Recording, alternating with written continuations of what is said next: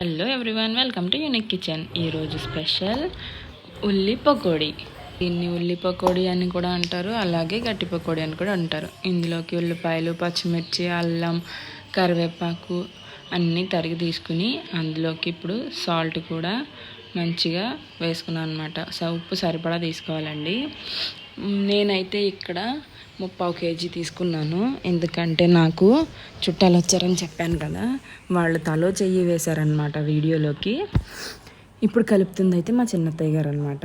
ఇదంతా మా అత్తగారి ఇంట్లో చేస్తున్నాము. మంచిగా ఇలా ముక్కల్ని బాగా పిసుక్కున్నారనుకోండి, సో మీకు కూడా అందులో ఉల్లిపాయల్లో ఉండే వాటర్ అనేది దిగుద్ది అనమాట. సో ఇలా చూడండి మా చిన్నత్తయ్య గారు ఎలా కలుపుతున్నారో.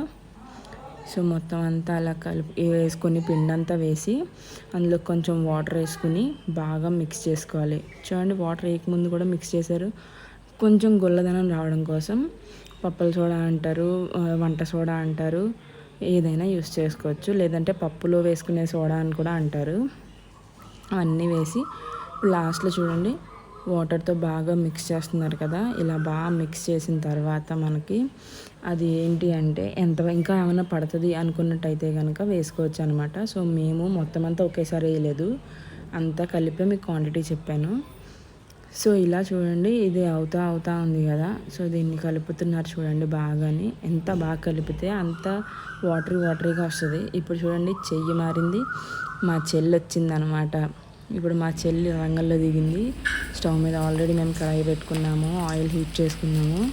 అందులోకి మా చెల్లి ఆల్రెడీ వేస్తుంది. చూడండి, పకోడీ ఈ కలర్ రావాలి, గోల్డెన్ బ్రౌన్ కలర్లోకి.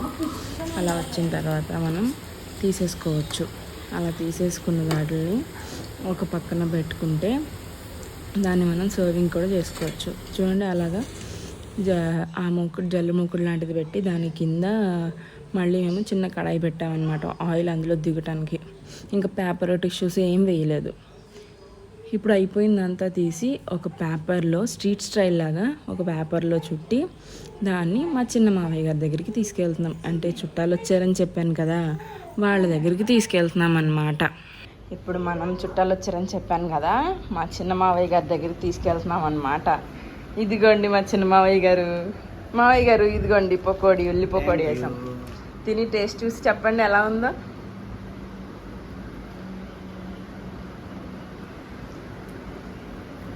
బాగుందా?